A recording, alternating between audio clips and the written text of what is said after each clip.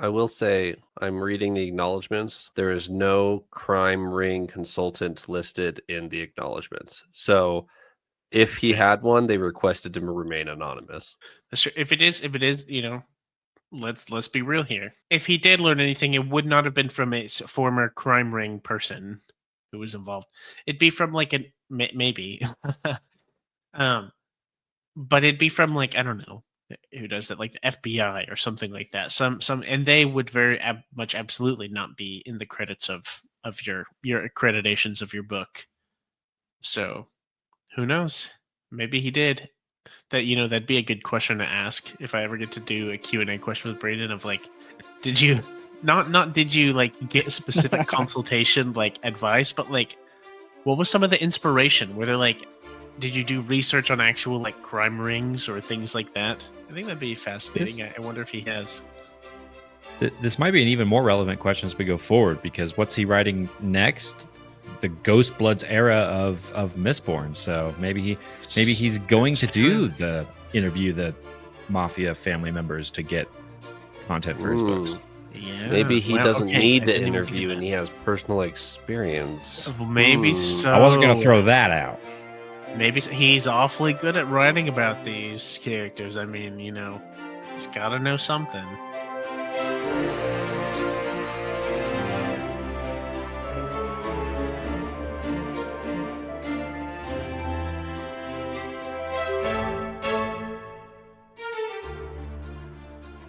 Welcome back to Following Note on a Stormlight podcast. This week is episode 235, and we are in Wind and Truth chapters 23 through 26. Eliot, how are you? I am doing swell. Enjoying me some Stormlight reading. We talked about this before we started the book. It'd been a long time since we'd read a Stormlight book, like 2 years. And so I'm savoring every moment of this because it's been a while and it's going to be an even longer while after we finish this book. So I'm enjoying every chapter like a slow sip of tea. Paul, how are you? Man, oh man, I'm great. I'm swell. I'm ready to talk about some Stormlight. We have our first Szeth flashback chapter, Paul. You were requesting last episode for one, and here it is. I'm so excited. If you listened to our last episode, you heard me joke about romancing the stone, and here we are. Szeth is romancing the stone, to reference the 80s movie. Do you have 2 words, Paul, for anything in these chapters?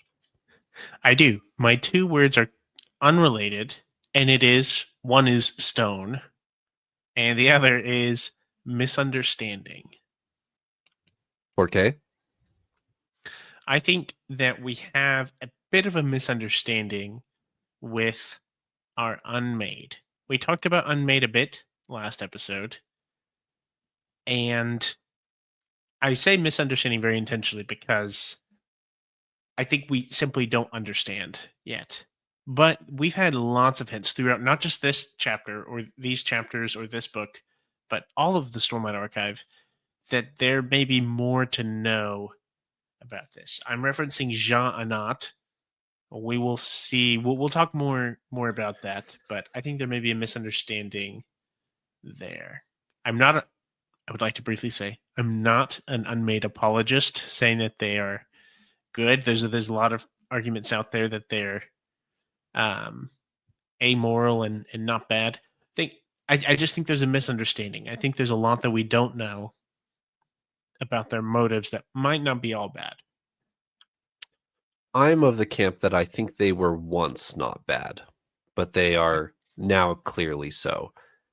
With an asterisk there for Jean Nat. Jean Nat is our special case. She shows up in these chapters. Eliot, do you have 2 words? I do, and my 2 words are licking dirt. Good words, good words. That's incredible. Those are my favorite 2 words. Shout out to the sheep. Molly is the name of the sheep who is licking dirt. I have no deep thoughts about licking dirt. It just made me chuckle a lot. So They're my words. Besides licking dirt, what else happens in these chapters 23 through 26? Ooh, yeah, I should probably summarize these up. All right. So if it's been a while since you've read these chapters, I'll hit the main events for you here. So 23 through 26.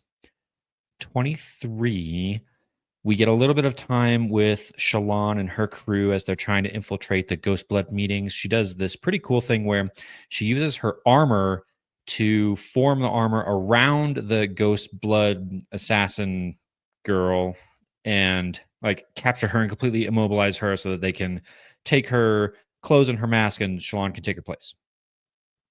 That's all that happens there in 23, but we're going to get more with that in a second. Second half of 23 is with Navani, and she's doing like Fabrial stuff. Although she actually spends a fair amount of time talking to like Sabariel and Polona. They're back, I guess, about like administrative details of logistics and trade and all that kind of stuff. And then talks with Rushu, her ardent, about some of the Spren and Fabrial methods that they're trying out. And that I think does it for 23. So 24 is our very first Zeth flashback chapter, which is fascinating. I'm not honestly going to say too much about it because I think we're going to analyze it probably here as we get into things, but we get to see 11-year-old Zeth as he is exploring the world as a young member of the Shin culture.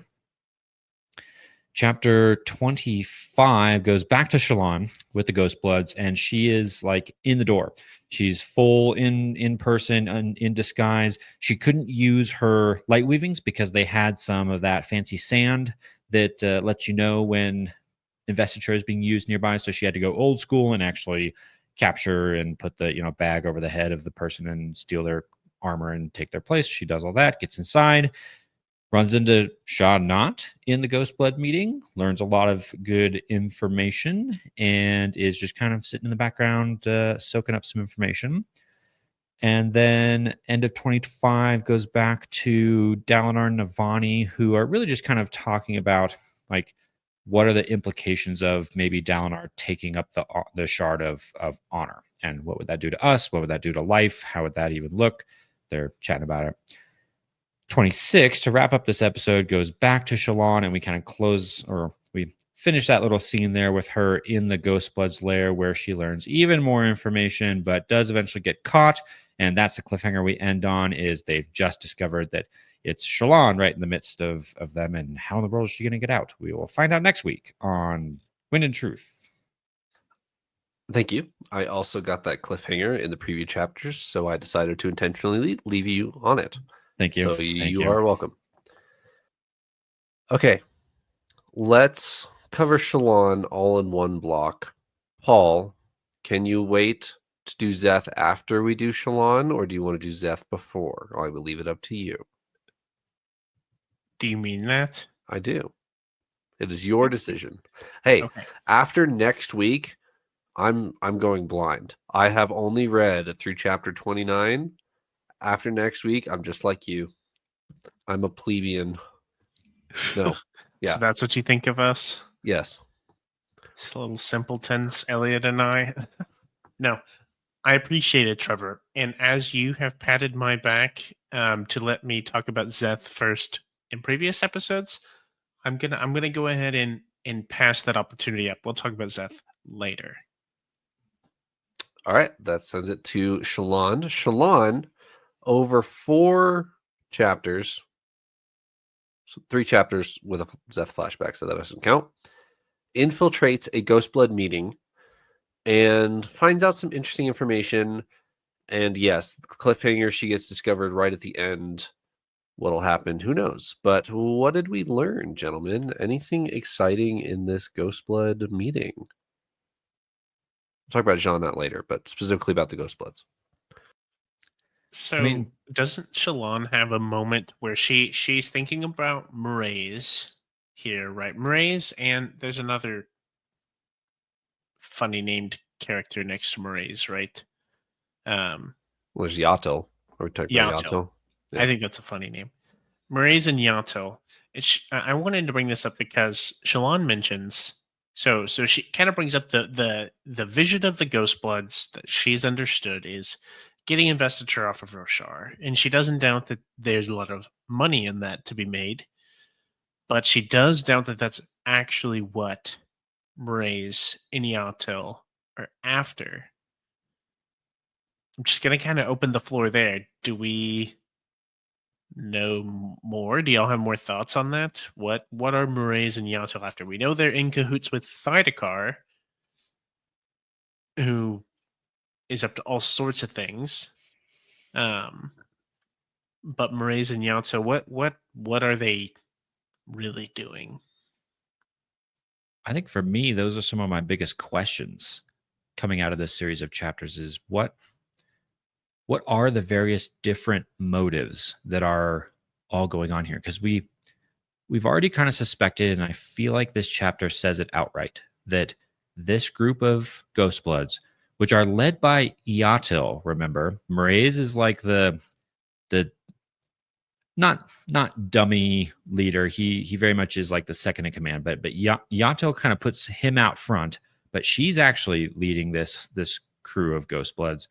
They say here in this chapter, I think it's like chapter 26 where they really get into this, that her motives are not the same as Thydakar's. Correct. They're similar. They talk about it. Thydakar's is to protect his home world. Yatil is, and some other things that definitely have a lot to do with Ba Edo Mishram. Correct. And then it gets even more confusing because at the very end here, Yatil turns to Shallan, who she thinks is her friend. Trevor and I were trying to like look up the name here because I think it's only like buried in one of the comments. It's like Eileen or something like that. Eileen. Yeah, it's Eileen, I think. And says a couple interesting things. The first one is, I still believe in Mraize, but I'm not sure we can trust him. It's like, ooh, okay. I feel like overnight the Ghostbloods have become way less of like a single unit. Yes, I've always thought of the Ghostbloods as like unanimous, follow Thydakar. There are way more individuals in the Ghostbloods than I originally thought. And this comment is really interesting too. Like it's even more like intriguing than I paraphrased. Here's the actual what she says. Something is wrong with him. She's talking about Mraize because Mraize just walked out of the room. Something is wrong with him, Yatil said softly. I do not think he has been replaced with a duplicate, but I do question his loyalty to our cause. What? Very nice. What? You know, I just had a thought as I just literally read that now. I was going to go a different direction with that, and now I'm going to pivot. Replaced with a duplicate. That kind of confused me. I was like, what? That's odd. Like, specifically odd because she's talking to someone who's been replaced with a duplicate in Shallan who's doing that. I think that's where I got distracted at first. But now that I read that again and put myself in the kind of persona, in the POV of someone from Scadrial, that sounds rather Khandra-ish. Oh, Like, yeah, actually interesting. what I thought of when you read that they don't fear they're a duplicate or something like that. It's absolutely got Khandra written all over it. Yeah. So maybe what she's saying there is, I don't think a Khandra is impersonating him, but I don't trust him anymore. Like, or I don't think Mraize, who is a Khandra, has been swapped out with another Khandra. Right. But it might be. Right. Interesting. Huh. Wow. Okay. I'm thinking that just struck me as I was reading that out loud for you guys. Okay. Anyway, Yatil has motives that are not quite the same as Thydakar's. Mraize is apparently no longer necessarily completely trusted by Yatil. And then it gets even more. Okay. So, and there's only like 2 paragraphs for the end of the chapter here. And then Yatil turns to Shallan, who's the other one, and says, these are my motives, but what about yours? And then because that the question that gets her discovered? Yes. And because Shallan doesn't really have an answer for that, then she's suspicious, and then that's how she gets discovered. But like, what? Well, here's the line too. Again, it's even more suspicious than what I said. He works to protect his home. I was talking about Thydakar. Yatel's talking about Thydakar. He works to protect his homeland above all else, but once we find Mishram for my purposes, he will see. Master Thydakar can only protect his land if the shards can be controlled. Will this fit your plans as well? Who is Shallan impersonating that Yato would go, those are my plans. What about your plans? Like, that's almost like the question of an equal. Right. It's a, hey, we've brought in another Ghostblood sect leader to join us in this cause who has other motives in addition to ours. Do these align with your plans, dear cohort? And those motives are comparable to capturing Ba Edo Mishram to control the shards. Yeah. Huh? The Ghostbloods have really been confusing me lately. Like, exactly what you're just saying, like capturing Ba Edo Mishram or capturing the shards, all the like this crazy scale things. Whenever we were introduced, and it was like, "Ooh, we're gonna get investiture to other planets," and we're like, "Other planets? What?" You know?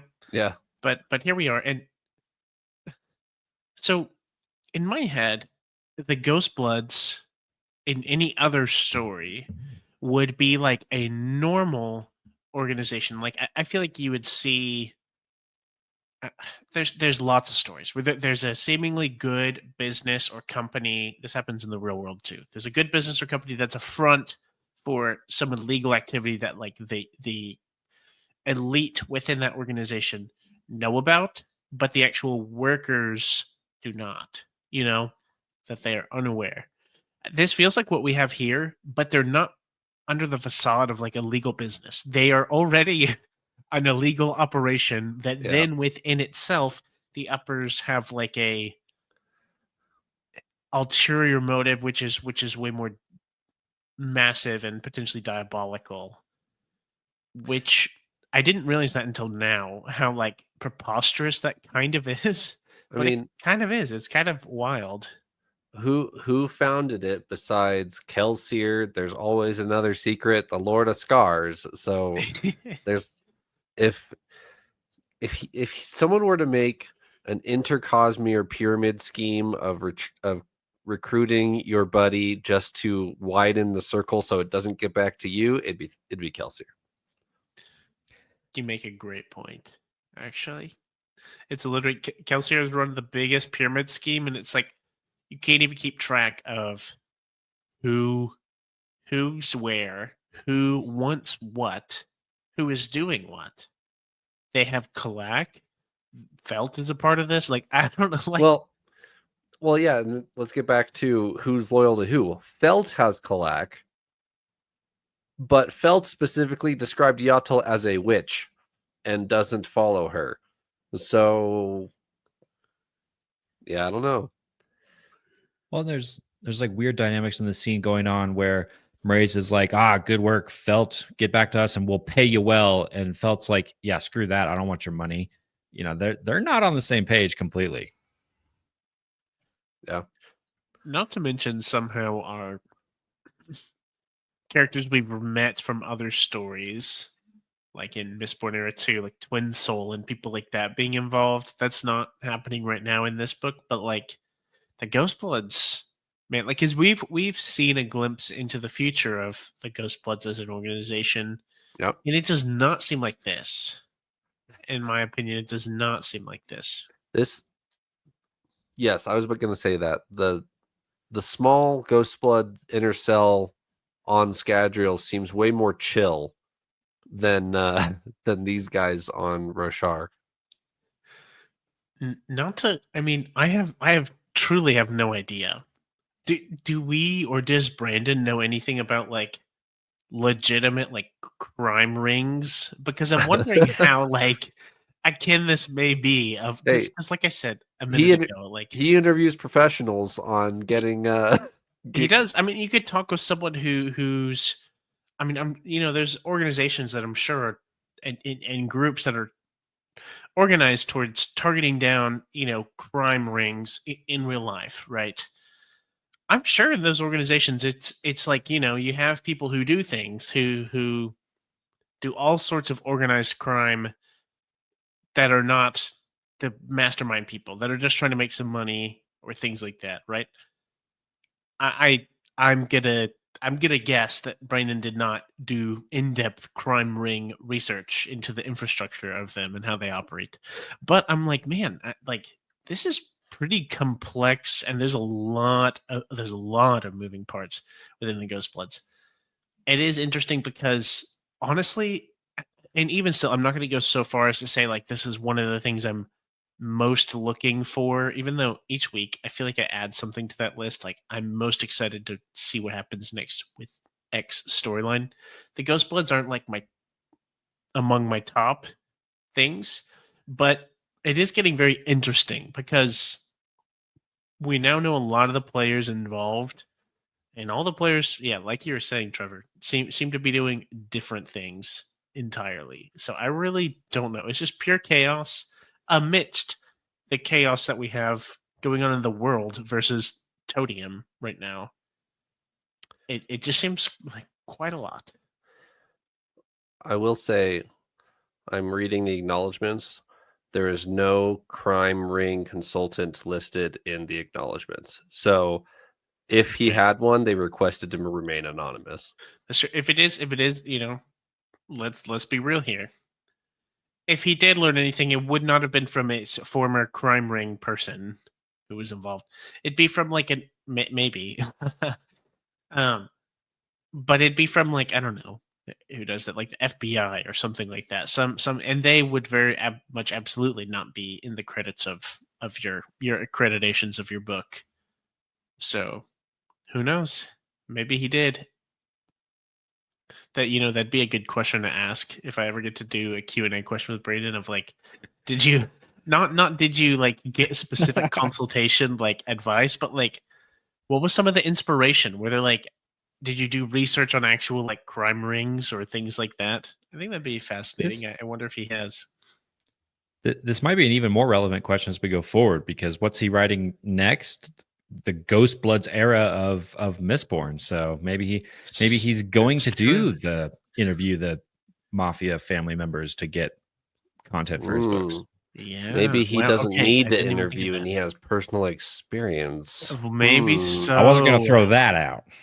Maybe he's awfully good at writing about these characters. I mean, he's got to know something. That's hilarious. Sanderson family mafia. Alrighty. Couple of other Yeah, things go. we learn in these chapters here. We learn that, well, there's the whole Shaw Not bit. I'm trying to see if there's anything else before we go on to that. I think Shalon learned some things that we already knew, which was felt and the other spren, things like that. And then, one other bit. Shalon notices, so the whole time they're in there, Moraes is messing around with this like crossbow thing. He's got this fancy crossbow and he keeps shooting this target on the other side of the room. Later on, Shalon notices that in his little quiver, he has crossbow bolts tipped with gemstones that are infused with anti-stormlight. Did you guys catch this? Yes, but that's just because I've read a little further than you have. Uh-oh. And Shalon immediately worries about what, of course, we are, of what exactly is going to happen when you shoot down a radiant with an anti-stormlight infused crossbow bolt. That's not going to go well for the hero.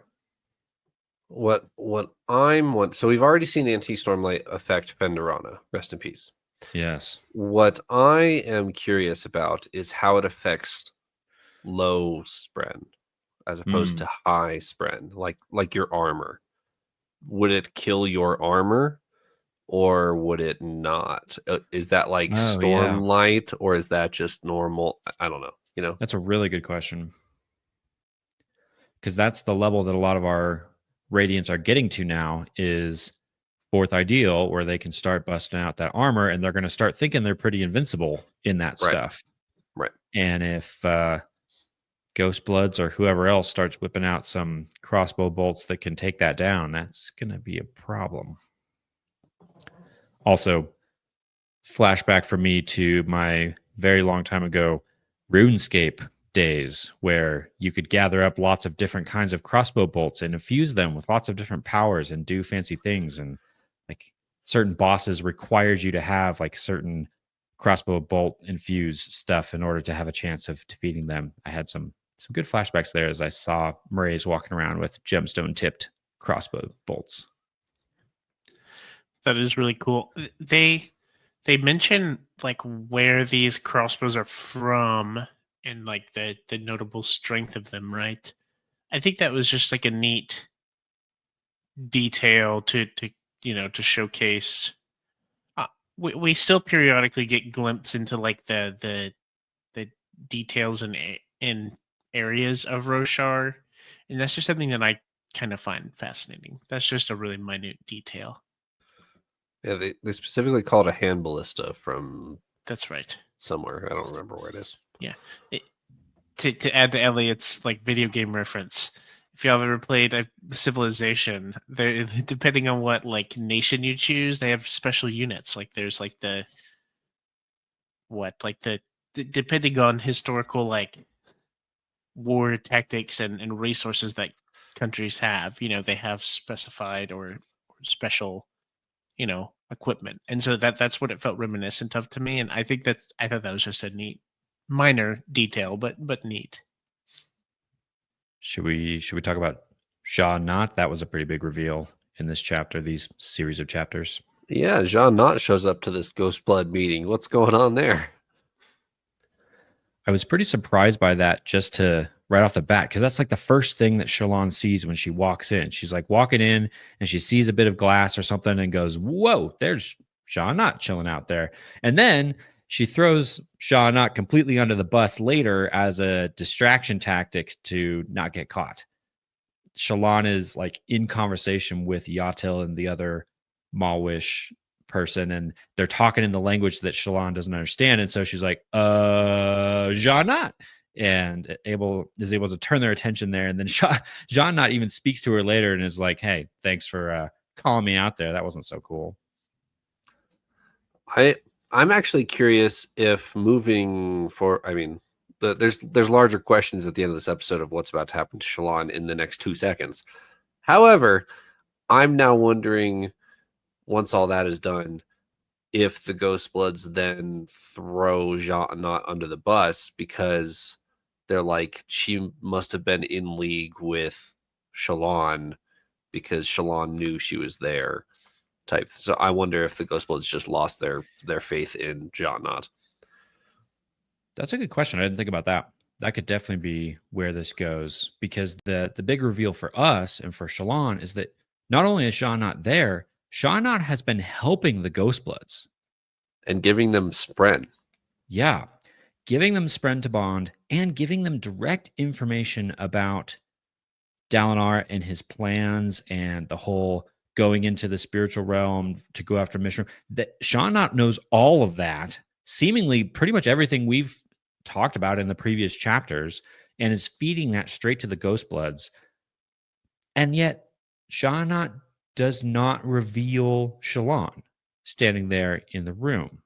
Yep. So whose side is she on? Shallan asked that question. Shallan asks, whose side are you on, Jean Knott? And Jean Knott says this. It's longer than that, but she says, I fight for my survival. I am on the side of preserving this world for my children. If there is no room for my children, there will be no room for yours.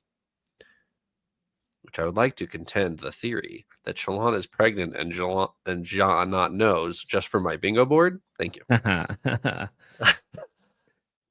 Since y'all let me put an asterisk on Cell as mentioned last week, we'll put an asterisk on your thing there, Trevor. I think that's confirmed that Shallan's pregnant with twins. Just saying that if I want to preserve this world for my children, and you need to preserve it for yours. Whoa, saying. whoa. As a metaphor. As a metaphor. Metaphor. Yeah, Trevor's getting a little carried away. You're there. talking to a spren. No. I don't know if it's a metaphor. No. Darn it. Paul gets an asterisk. You do not. Do I get a tilde?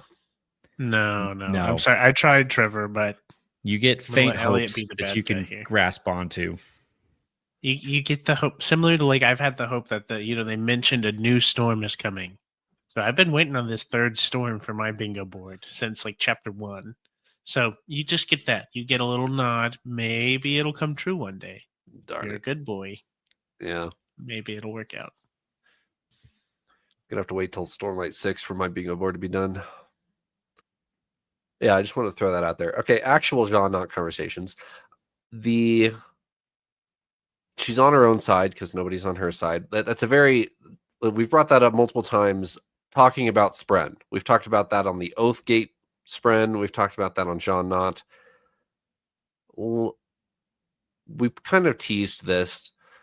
The Unmade, I think, are fairly certainly in the bad guy camp, in Odium's camp, except for Jean Not. Jean Not seems to be awake enough, for lack of a better term, free will enough to realize what has happened to her and act against it. Specifically, help Shallan, help the Ghostbloods, maybe, to if that's going to counteract Odium.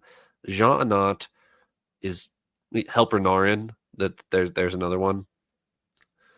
She's working for herself to preserve Roshar is her declared motive there. So any thoughts on that? I've changed my thinking on Jean a little bit after this chapter, and that previously I was pretty ready to trust Jean Not in the sense of I was thinking Jean Not was going to be much more standoffish. It was going to be, I'm here for myself, so I'm not going to help anybody. But here we have Jean Not like directly pairing up with the Ghostbloods, giving them Spren, feeding them information directly, giving them information about the spiritual realm so they can make these plans of what they're going to do. Jean Not is much more involved than I thought she was going to be. And therefore, I think I need to retract my thinking there and say, Jean Not's very much in like the maybe she's not evil, but now I don't think we can trust her because she's clearly just shown that she's going to go hand the information you give her to anybody else. She's now in the same box as cultivation. No longer on the sidelines, seems to be making decisions. Sure. You don't put cultivation in that box? I think cultivation, I'm viewing Jean Not as more active than cultivation. Cultivation is starting to do some things, but I think cultivation is still like her goal is don't intervene. Help, guide, try and achieve what I need to achieve, but don't intervene. Jean Not is full on intervene. Jean Not is, I'm going to go listen in on your conversation and your Ethereal and then go feed it to these guys over here because a little chaos is going to help me. That's the vibe I'm getting off of Jean Not now. Yeah, fair enough. Do we learn anything else in this Ghostblood meeting? The only other big notes I have are like what's immediately coming next, which is Iato and Maraise are going to try and piggyback Dalinar into the spiritual realm. They're going to try and and Mishram. yes, Yeah. they're going to try and position themselves such that they can get sucked into the spiritual realm when Dalinar does his perpendicularity thing. Then when they're there, capture Ba'edo Mishram, which I don't think that's what Dalinar is going there for. So it's not like it's a race to Ba'edo Mishram. That is what Shallan's going there for, though. Right. So I guess TBD on whether Shallan's going to be part of that excursion or not. Right. So now we have 2 quests to the spiritual realm and 1 counter quest also into the spiritual realm. Yes. On top of our Shinovar quests and our other general, hey, defend these cities objectives And the contest. and the contest. It is so much that I'm wondering how this can all get done. I think it will all tie up nicely because this is where I think we are going to appreciate the day structure of the book. I think some of these things are going to be alleviated earlier, and we're going to be like, okay, great, awesome, on to the bigger thing the next day. I think we're going to have a bit of that, but it does, our plate is certainly filling up pretty big time. I'm curious how the listener of who has read the full book is listening to our conversation, because I'm sure we're talking about things that almost seem irrelevant by day 6, let alone day 10. So I am curious how fast these play out. Like Shinovar, for example, how fast Shinovar pans out, and then we're back, or if we're not, or whatever. One real quick Dalinar thing, and then we'll head to our Zeth flashback. Dalinar and Navani, actually, we'll talk about Navani first. Navani has a Fabrial chapter. Eliot, speaking of bingo boards, I think this one's legit. I think you can check off there's an entire chapter dedicated to Fabrials and Fabrial mechanics. That's on your bingo board, I think. It is on my bingo board. I'll take it if you're going to give it to me, but I wasn't even considering checking this off because we spend maybe half the chapter talking about Fabrials and how they work. There's other things that happen in this chapter. There's a whole Shallan perspective in this same chapter. And my bingo board says an entire chapter is dedicated to Fabrials. Where is it? I just sat down. Fabrials or light mechanics. Yeah. It does say an entire chapter. So, yeah. Which I would say, given the format of what we've seen this book do so far, I think the odds of me checking that off are far lower than I thought they were going into this, because we were coming out of Rhythm of War, where we had many whole chapters dedicated to just the kind of thing. So I was thinking, oh, just one chapter dedicated to Fabrials? Definitely. Almost every chapter we're getting is multiple perspectives. Right. So the odds of me getting like a just Navani for an entire chapter doing Fabrials now feels a lot smaller. We'd have to get a Zeth flashback chapter on light mechanics. Yeah, maybe. Which could feasibly happen. The dialogue between the sibling and Navani, I want to highlight real quick, because they are still not 100% on the same page. I don't know why, but up until this book, I thought that like you and your Spren were pretty much on the same page like 95% of the time. That doesn't seem to be the case for bondsmiths. Bondsmiths seem to have way more of a negotiation happening than anybody else. But Navani and the sibling go back and forth about taming wild Spren and domesticating is the term that they use, like you would like a hog or a chull for those who live on Roshar. And I just think I thought that was a bridge we had already crossed in Rhythm of War, and we're recrossing it. That's fine. I don't think it'll be super relevant for this book. I do think it'll be, hey, the sibling is fine with Fabrials moving forward into the back 5. We're going to do cool things with Fabrials. Don't worry about the morality of it anymore, because they'll solve it. We talked a couple of episodes, right, about we could see Urithiru becoming this like center of science and this heart of Roshar as it moves into a more scientific age, more sci-fi maybe.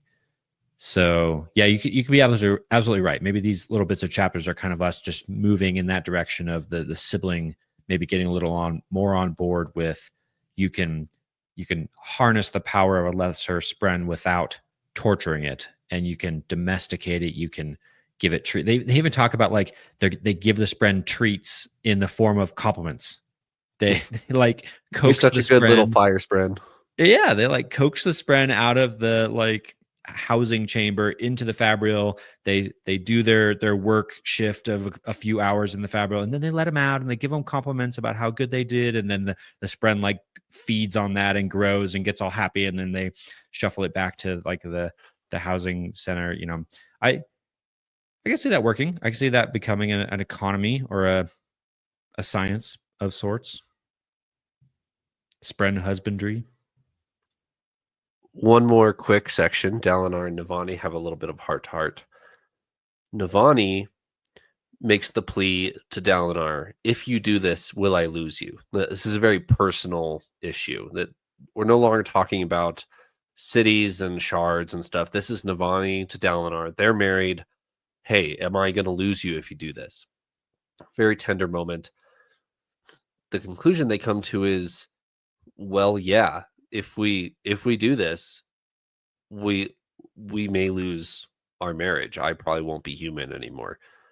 And so Navani's solution to it is, okay, I can accept that. Let me go with you. Let me go with you to go at least peek into the spiritual realm, see what we're talking about, and we can be together and make the decision when the time comes, when we're in there. And Dalinar says, yep, okay, sounds good. Very, very personal for those two. What I came to the conclusion of is, okay, that contract between Kaladin and Dalinar, where if Dalinar and Navani disappear, Kaladin inherits the tower, seems rather relevant now, because this spiritual realm endeavor, the odds of it working just went way down for me, because not anything personal against Navani, but conspicuously putting Dalinar and Navani in together into the spiritual realm. Ooh, okay. It seems like Kaladin might be a little bit more relevant to that contract than we thought. That's where my brain went. That's a good point, because at least I kind of wrote off that one chapter where Dalinar was writing Kaladin into his will, because it was very clear like Navani was ahead of him in that. And we are like, oh, Navani's Correct. tied to the tower. She's not going anywhere. It'll be fine.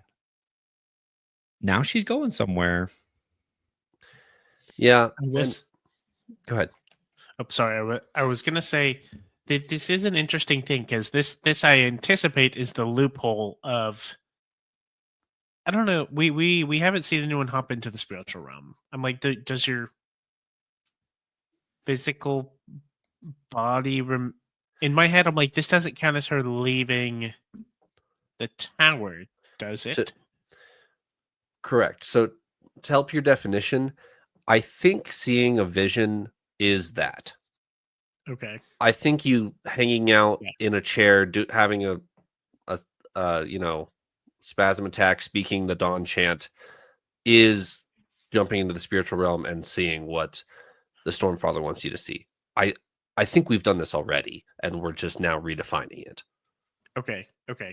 Then that works great. That makes perfect sense in my head.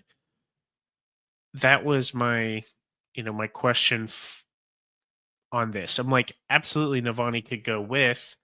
I was assuming that would somehow not mean she's leaving the tower, so she could still be connected to the sibling, which I anticipate will be helpful in some way, shape, or form. I'm like, it'd be nice to have more help. I don't know what that would look like, or what the connection with your spread looks like in the spiritual realm.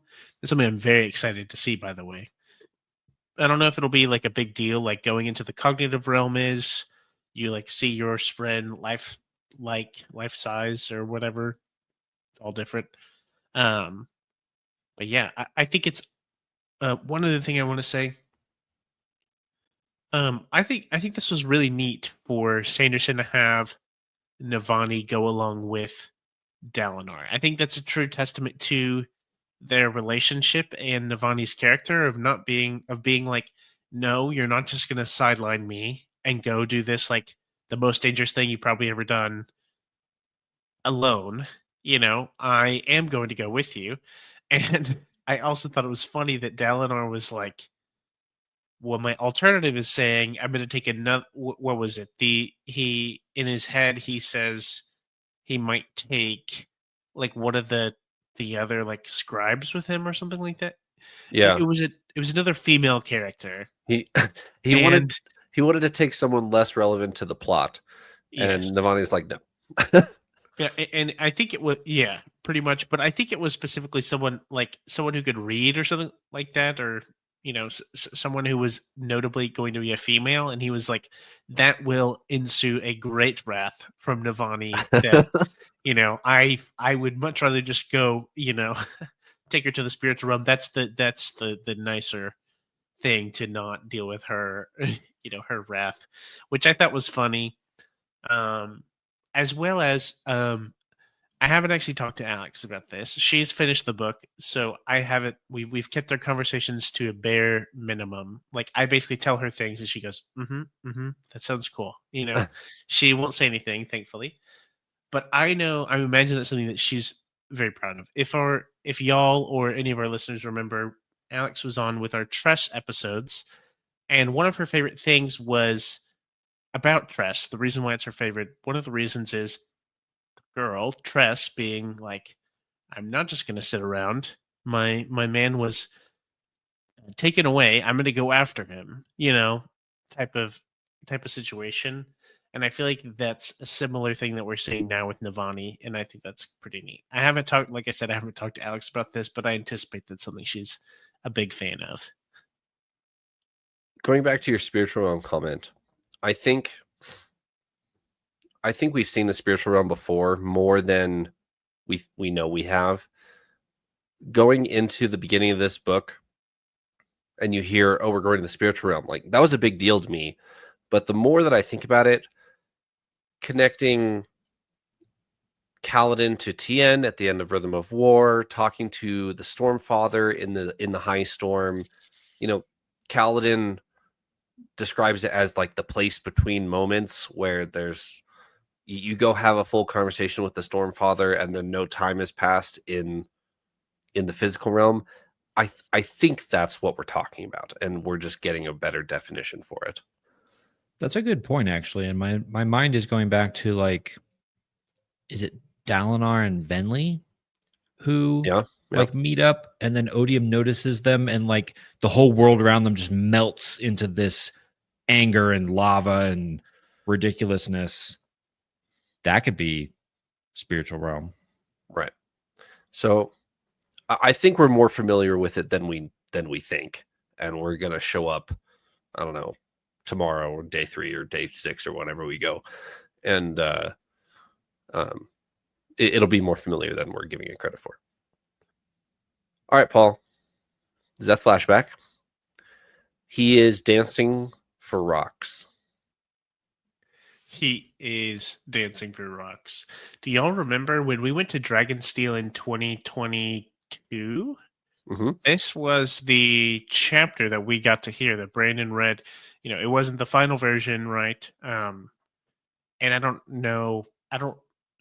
It's honestly, it's been a long time. I don't know if I could tell you exactly what details were kept and excluded when he read it or what. But I remember it being largely the same. I think this is I think this is a really, really cool flashback. I'm so excited to talk about it. First, I'm going to start very base level, like just looking at this chapter isolated, not getting too crazy about any kind of theories or anything. First, we see Zeth with his sister in their family home area, and it's really nice. We don't see a Zeth that's tormented by things he's done or things like that. We do see a Zeth that is still very focused and diligent, and if I mess up, I need to practice more mentality, like very harsh on himself. That is just true to Zeth, how he is. He's hard on himself and a perfectionist, But we also see just, I think, a really nice grace that he has. There's this whole scene where he's dancing for the rocks and all these things, and his beautiful imagery. Brayden is really good at these scenes. It's this is a similar scene to like the kata and things like that you see earlier in Stormlight. This graceful movement. It talks about Zeth being very talented and in kind of a natural above his peers and the other people of Shinovar at this, right? Which also we're getting a lot of hints to kind of back up what we know about Zeth as being like an incredibly graceful and skilled warrior. We see a lot of that here of like, it's not just because he picked up an honor blade. Like he naturally just has a lot of grace and focus, things like that, which I thought was really neat. So it goes on a bit. I believe he has a little squabble with his sister, nothing like major. That and then but it does become a bigger squabble later because doesn't she pick up a rock? Not yet. So Not yet. I can. You haven't read that yet, but Brandon has read that for you, because I'll go ahead and say at Dragons Till 2022, Brandon read like 3 chapters of Zeth flashback, and this one only includes we see a rock, and that's the end of the chapter. So That's right. there's more to come that you've read. The major inclusion in this published chapter that I wanted to highlight is what his sister is wearing and how it's described. So she is wearing a white dress, and her color splash is an orange apron on her dress. And those who add, people who add, are allowed to wear color splashes, which I wanted to highlight that as a Zeth, or as a Shinovar culture thing, which explains why he wears white and why he continues to wear white in the modern day. Zeth wears white when he's going to kill a king because he's going to go subtract, right? He's not allowed to wear color. Zeth continues to wear white because he does not feel he adds anything to the world. I did not pick that up. And man, that hurts a little bit. Yeah. Here I was thinking he just wore white because it was really cool. Like, that's just like epic. But I have to say that's a really neat thing. I think I mentioned, previously when we were talking about the Ghostbloods, some little ways that we learn about the cultures on Roshar. I think those nods are really cool. Personally, I'm not like a let's deep dive and learn everything about every culture on Roshar, but things like that are really. Eliot gave me a funny face on that. To be fair, on Roshar, I would. In a lot of books, maybe not as much. However, it's really neat, especially when it adds that significance that Zeth is not an adder, but a subtractor and does not provide anything to society or contribute anything. Really hits. Do you think we'll see him with a pop of color at the end of the book? Is that where we're headed? I could definitely see it where he makes a decision to, I don't know, kill Teravangian, or makes a decision to go do something significant at the end of this book. He then decides that is adding and wears a color to go do so. I could definitely see. I think this is a ways back interlude, maybe somewhere. There's an interlude where I think it's Risen, right? Goes to Shinovar and that does like some trading with the Shin. Yeah. I'm imagining She this. picks up a grass lump and she's Yeah. supposed to take care of it. Yes. Yeah. I want to say it's there. Maybe it's somewhere else. We learned a little bit about the Shinovar culture where like farmers are like their highest calling, like the aristocrats of the Shin world are farmers, and the lowest are the warriors. And I've been picking up on this. Hopefully I've put all this together correctly, that it seems like the act of killing is like this line that they cross, and that's where you go from someone who adds to someone who subtracts, is when you kill others. So interesting that you mentioned like killing Taravangian and things like that. I do wonder if like Zeth will have to do something non-violent that adds to the world somehow or helps everyone to then get back to someone who adds and then earn Well- his color splash.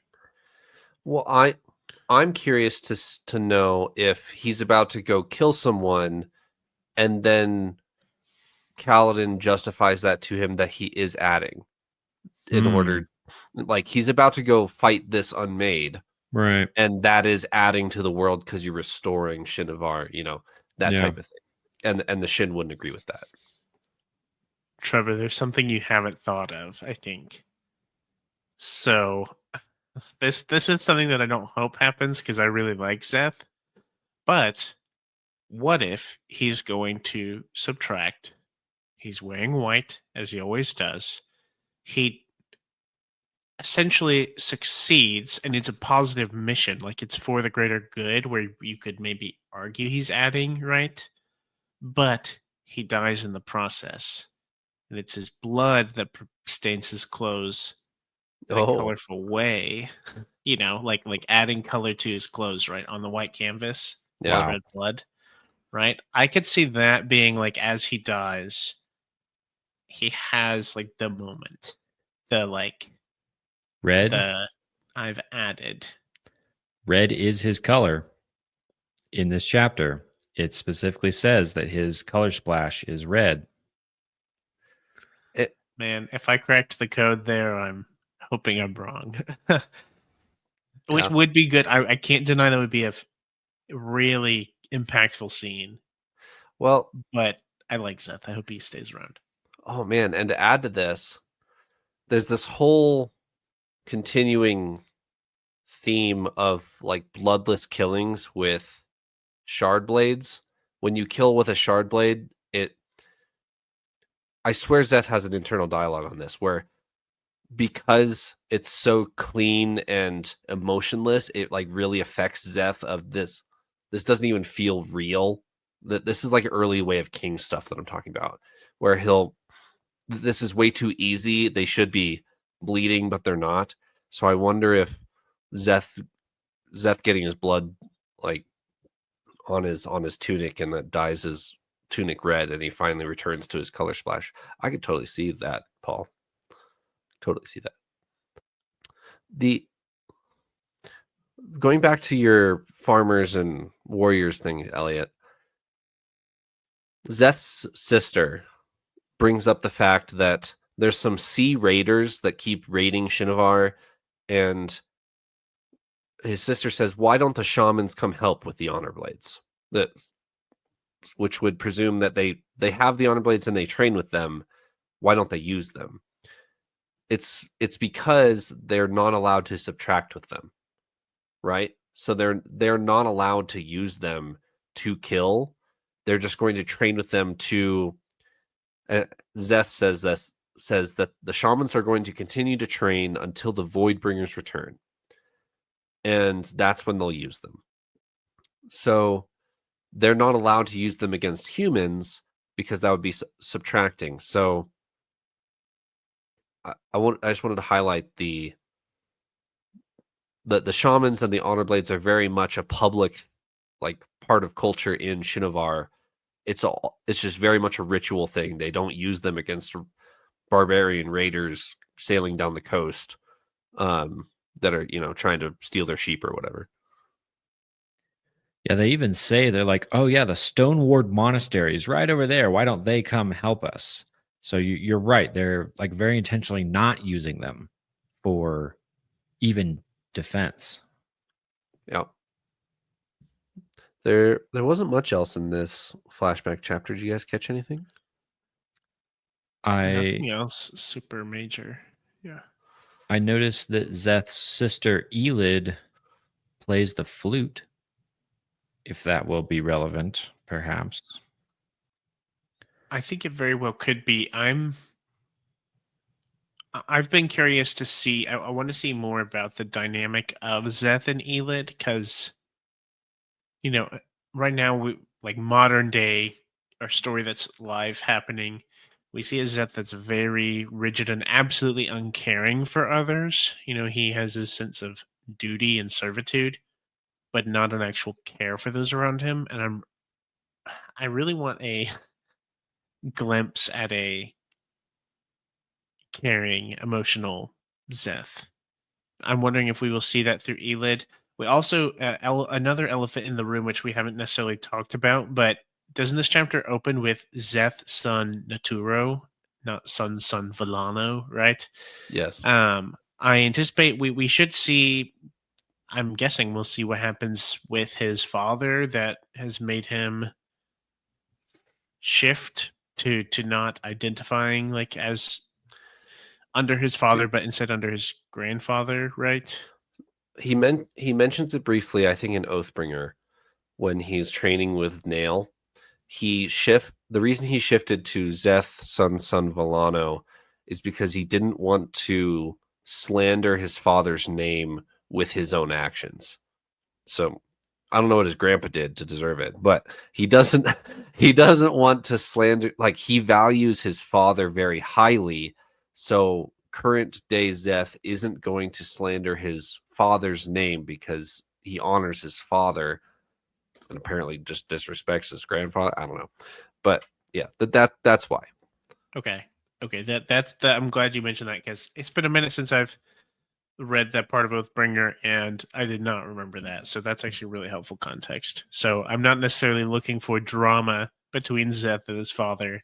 It sounds like he respects him and things. Well, and at the end of Rhythm of War, he gets up in Ashar's face, I think, or he gets up in Taravangian's face, and Taravangian says, "Your father's dead." And Zeth gets all offended by it. And then I think, no, it is with Ashar as well. because Ashar has the blade that his father was Correct. supposed to be wielding. Yes, Ishar has the bondsmith, his own bondsmith blade, and Zeth freaks out and says, "Yo, my dad's supposed to have that," and because he really cares about his dad a lot, and then he goes to Taravangian, and Taravangian says, "No, your father's dead." So Zeth really cares for his father. There isn't, as far as we know, there's no breakdown in that relationship. It's just Zeth being Zeth and not wanting to associate with his father anymore. So I think you're onto it though, Paul, and that there's a lot of things that have got to happen between flashback Zeth and modern day Zeth. So there's a lot of things we can look for. Relationships with his family is one. Has he become truthless is another. There's another bomb drop that he mentions somewhere along the way where he goes like, "Oh yeah, I've trained with all the honor blades." Yada yada yada. And moving on. I remember pausing at that, like, "You've done what?" So we've got that somewhere along the line here. There's a lot coming between idyllic dances around the stone Zeth and stone cold killer Zeth. In a less, this probably isn't the right connection, but in a less jovial, lighthearted sense, it almost feels like an Aang from Avatar, like The Last Airbender type of situation of like trained with all the elements, like just this talented kid, but Zeth is way more intense. Aang is very lighthearted and fun. So, I mean, Zeth might be a little bit less intense at 11 than he is at 34 or whatever he is in current day Stormlight. Absolutely. He definitely shows like a fondness for the world as a child, like a fondness for things, a joy. He loves to dance. Like I think having it be a dance is also like really good and pretty telling of like that's a very innocent, desire or hobby. If I don't know, for them it's not like a hobby, but act or talent or whatever it is. A dance is just such like an innocent choice that Brandon Sanderson made here, like kind of the ritualistic aspect and the professional aspect. I don't know. It's interesting. All in all, yeah, you're right, Eliot. There's a lot that needs to happen. One, in providing us answers for things going on now and questions we have about Shinovar and an unmade that is there. And then answers on Zeth's character. If those get overlooked, I will be so upset. I don't think they will. I think Brandon has a good plan for Zeth's character in this book. But if it does get overlooked, I will actually be heartbroken. Not to be dramatic. Not to be dramatic. Anything else in this episode, gentlemen? Nothing else from me other than I think I wrote down that the city in Shinovar that flashback Zeth is nearest is called Clearmount. I don't know if that'll be relevant later, but I've noted that down. Clearmount might be relevant later. Other than that, that covers everything I got out of these chapters. The establishment of the Unmade in Shinovar, according to present-day Zeth, starts with a rock.